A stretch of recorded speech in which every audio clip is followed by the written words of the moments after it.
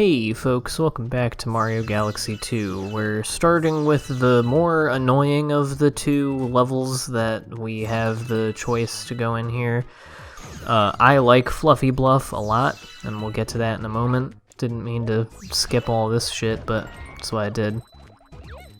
So yeah, we're doing Rightside Down. The gimmick of this level is that there's shifting directions of gravity. You can hit a switch and make the gravity switch which direction it's going in. Pretty sure this was a concept in the first game, yeah. I mean, it's alright. It's the kind of thing that you would expect from a game like this. And here's the thing that I am doing now, even though I don't have to, because the thing that is the only real point of doing this, which is what's in that pipe, I am not going to do right away. By which I mean, like, right at this second in the video. I'm gonna do it in like 5 minutes. Or I guess more like 10.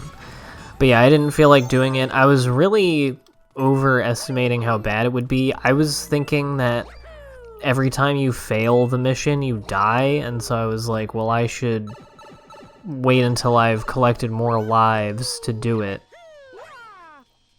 Anyway, yeah, basically you're just gonna have to, we're gonna burn all of those boxes, and it's just kind of a pain in the ass, because you have to go quickly, and you have to be shaking the fucking Wiimote 900 times, and it's not my favorite kind of thing to do, and I believe we're gonna have to do it more than once.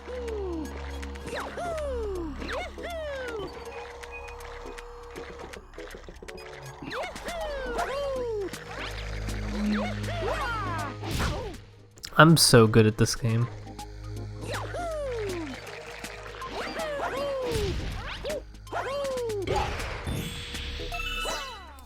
Sometimes when you're used to other Mario games, almost completely fucked myself there.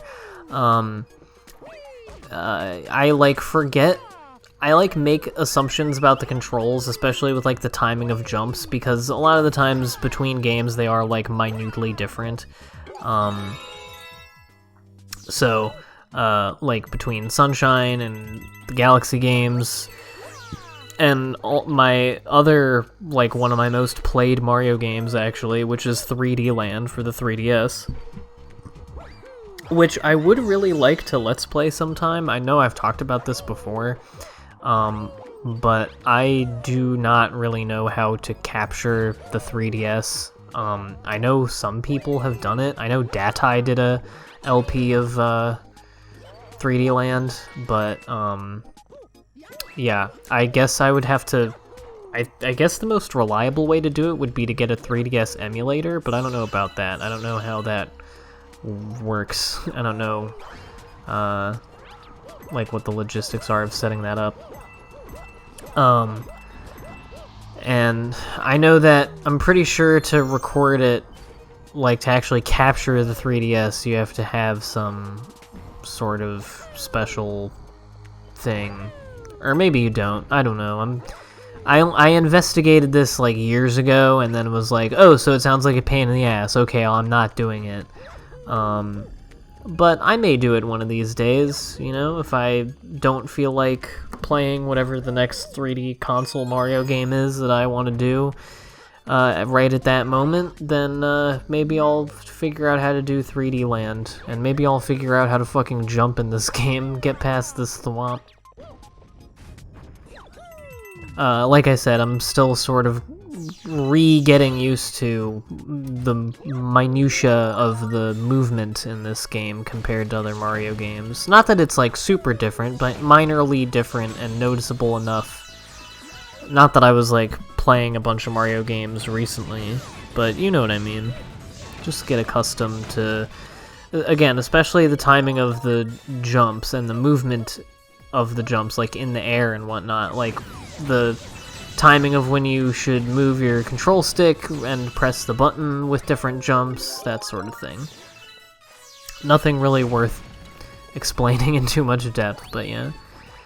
That's such a weird little transition there, where you're going from the, like, side view up and down to, like, twisting back onto like into a top-down perspective. It's pretty cool.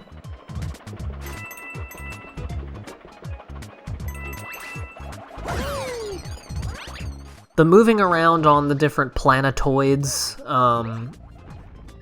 especially the more spherical ones, in terms of it like keeping your sense of direction and everything, it's not completely flawless in these games. I seem to remember having much more of a problem with it in the first Galaxy game than this one, but I still find myself, as I've talked about before, like holding a direction, and for whatever reason I'm not going in that direction. Like, even if I'm not walking around on a perfect sphere, there are sometimes we're just on normal planets. Like, I'll feel like I'm pushing in one direction, and because of whatever Mario was doing beforehand, the controller is like, oh, you want to be going in the exact opposite direction of where you're pointing? And I don't get it. I don't have enough knowledge on life to know why. Soul? I'm gonna do that every time. Yeah, this little toadie's got star bits. He can give you 200 right now. For some reason I decline them. I don't know what the purpose is of putting the star bits in the bank. I don't know if, like, do they appreciate interest? Or accrue interest, I suppose? I have no idea. Can I put them in to the Starbit market? Like, is the Starbit price gonna go up, and then I can sell later on or something? Or can I use it to buy NFTs?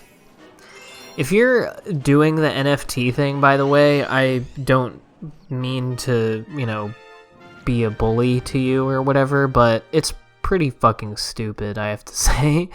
Like, I will be the first to admit that I am no genius when it comes to understanding, like, crypto stuff. Or just normal money stuff a lot of the time, honestly, but I have enough of a grasp of what it is and, like, what the purported reason behind it is, to know that I think it's really dumb. I think it's pointless. I mean, one of the first things that a lot of people bring up with crypto stuff is the toll on the environment that it takes. I've heard all sorts of, like, excuses and apologetics from Bitcoin nerds as to why that, like, doesn't matter, or, like, things that people do to offset that, which I'm sure are, you know, just completely reverse any of the negative effects. I'm sure it's not a problem at all.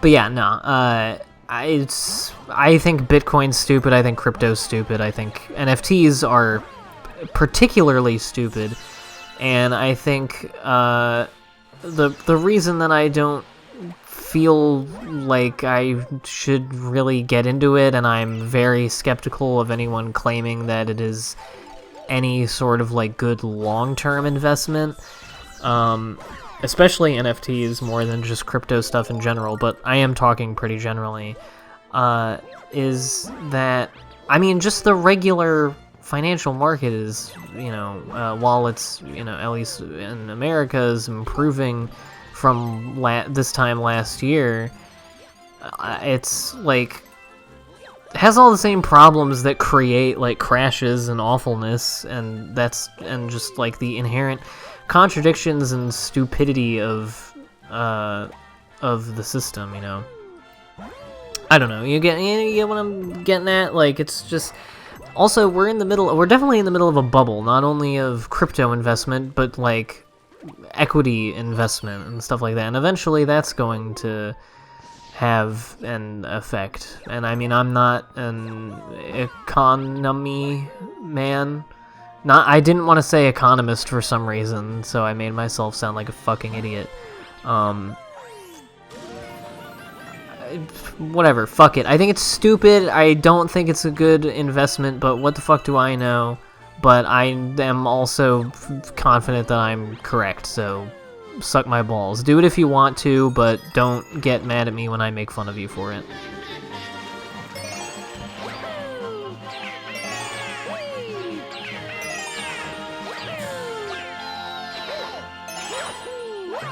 And if you manage to, in the short term, actually, like, secure a bag from it, like, more power to you. Like, the thing with the short squeeze for with a GameStop, I think, like, I'm glad I didn't get in when I was thinking of doing it, because I would have been kind of shitted now.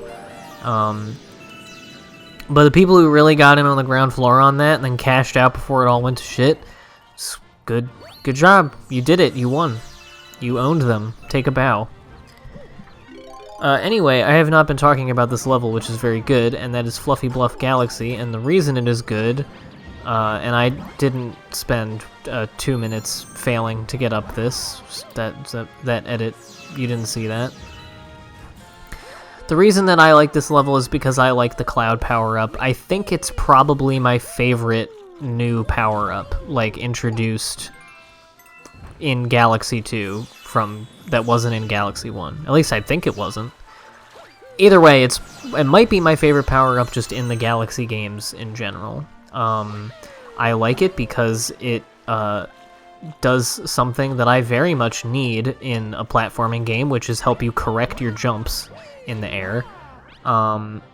I like the idea of a power-up that makes its own platforms. Obviously not novel or something that this game invented, but I think it's a cool kind of power-up to have and allows you to do interesting platforming stuff. And I don't know, I just always enjoyed it. The clouds are cute, and also the music in these cloud levels bangs. I think this is a song original to 2. I don't think it was in the first one, but I may be wrong about that. It's very similar to Gusty Garden Galaxy, which is, of course, the one that everybody and their mother knows and loves. And that chimp will be back. We'll be doing a few things with that motherfucker. He's gonna be giving us some trouble later on in the game. But I think that this would be an appropriate segue to talking about the music in the Galaxy games, which I probably am going to bring up in this LP several times because it's a long game and there's a lot of music in it. But I really love the music in these games. I think they're a huge part of what make the games good and what made them particularly enjoyable and memorable for me growing up. A lot of the music is some of the music now feels a little tired just because there are a lot of music cues as well as like types of levels and things that in the Galaxy games that have been sort of carried over into all of the subsequent Mario games. Like 3D Land, I think, is kind of like a mini Mario Galaxy in a way. And there are parts of Odyssey that give off that sort of vibe as well. And these parts are so like frantic and like make me I don't want to say worried. Why can't I've been doing this so much lately where I just cannot think of English words. Anyway, these keep me on my toes. You gotta move quickly, and it's fast paced. I'll go on thesaurus.com after I record this and try to think of what word I'm thinking of. Anyway, yeah, the whole reason I did that was for the 100 coins so I can get the hidden star. Which is a pretty easy hidden star. So even worse than the Lumas that just straight up commit seppuku to become a launch star for you, these guys beg you to engorge them with coins. They just love eating money, and it just makes them blow up and become a galaxy. And also a launch star, I guess, because the launch star was pink. So I guess he became both, which is pretty cool. Very impressive of him. But yeah, the music in these games, a lot of it, you know, when it's not the stuff that, you know, like the underground theme and shit like that everyone's heard a million times, it's just so, like, grand and stirring, and yeah, again, just a big part of what makes the games memorable. I don't know enough about like music to be able to comment on it from a technical perspective, but I just know that I like it, and I think it's evocative and exciting, and fits the emotions of playing the game, and really like adds to the emotion of playing the game. It takes it from, a collection of, it kind of elevates each level beyond just being a series of platforming bits like in any other Mario game, and both in the way the music sounds and in the way that the levels sort of carry you from area to area. I think these games are really good at like making it feel like this. Whatever way I decide to say this is going to sound corny, but like making it feel like more of a journey. I don't know. There's more of a like progression, a feeling of progression to it, even though you're kind of just doing all of these little episodic things that are just kind of normal, like goofy Mario stuff, albeit on like crazy spheroids and whatnot. And just like the space backdrop and everything. And I think especially in the first game, the setting, there's just this tone to the game when you're like exploring the observatory and when you're going through certain levels, and a lot of it is owed to the music, where I don't know, it just it makes it feel very big and grand, and like almost like eerie in a way, especially like the Comet Observatory and the music with all the Rosalina parts and everything, and at the beginning and end there's like a weird feeling of like melancholy to that game. I don't know if anyone else feels that, but it's just a very strange feeling. Maybe over the course of this LP I'll be able to actually like put into words what I like think sets the Galaxy games, and particularly the first game, apart from other Mario games in terms of feeling of playing them. But I imagine it would have to get kind of into the poetic and abstract. I don't, I don't know if I have like the technical or theoretical sort of mind to be able to offer that kind of explanation of it. But I hope at least someone identifies with what I'm saying. And again, I think the music is a big part of that.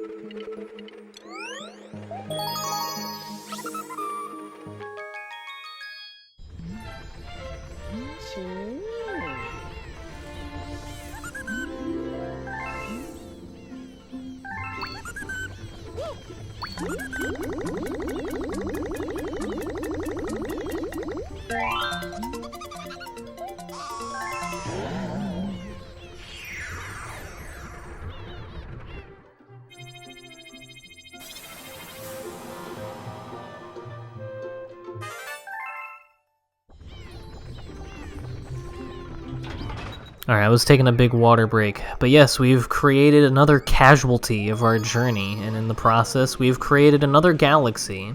And this is the last one we're gonna visit in this video. I think there was one like this in the first game, but this is a kind of level that has been replicated in various forms in like every Mario game after it, from what I'm aware. I haven't played 3D World yet, so I'm like burping like a motherfucker, I'm so sorry. I haven't played 3D World yet, so I don't know if there's something like this where like some button you press or whatever makes the platforms switch like this. I also, a similar one is like, I don't know if it's, I know there's examples of it in both Galaxy games, but I don't remember if the name I'm thinking of is in this game or one, which is Beat Block Galaxy.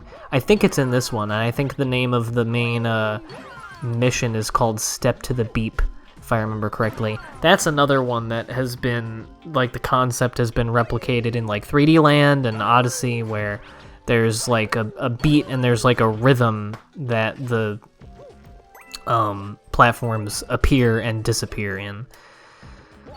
And then there's stuff like this, except instead of spinning in the air in 3D Land, I forget what it is. I think it's every time you jump, it switches, and much like this, as you're about to see, just going through the level isn't all that hard, but one of the things that can be a little bit tricky is getting all the extra goodies, especially if you're stupid and give the fucking big rolling guy a platform to roll on and hit you in the face and knock you into space. That rhymed. So that's what happens when you give a platform to those guys. I forget their enemy names. They're made of the same stuff as bullet bills. They're made of the same factory. So yeah, it turns out I'm like way overthinking this shaking thing, and you can just kind of zoot your way over to a lot of these with a well-executed long jump. I just thought it was funny when I said give a platform, because it sounded like when people are like, you're giving a platform to this YouTuber that thinks bad things, or whatever, one of the things that the kids say. I probably could talk about, like, dumb Twitter shit that's been going on. I could also talk about how the Oscars are coming up. That's gonna be the next thing. Like, that'll happen between this video and the next video. Isn't that something?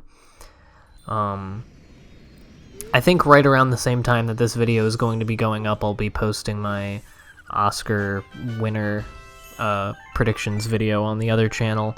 And also, I guess I announced it in that video, but I guess I'll say it here too. On Sunday, I will be live streaming the Oscars.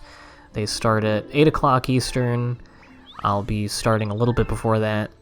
So, yeah, it's on Twitch. If you watch this channel, you likely are very familiar with my Twitch account as well. So, come stop by. Even if the Oscars aren't really your bag, I think it'll be fun. It'll be a good vibe sesh. I hate how it gives you a literal single star bit. It's such a rip. But yeah. I felt like I was gonna say something else, and now I don't remember what it was. And here's me, for whatever reason, showing off that I got all of the stars in these levels that I can get right now. Not really sure why I did that. And whatever thought I just had is going to die and never be said unless I somehow think of it when I record the next video next week. But next time we'll be doing the first Bowser level, Bowser Jr.'s Fiery Flotilla, or Flotilla. I don't know. See you then for that.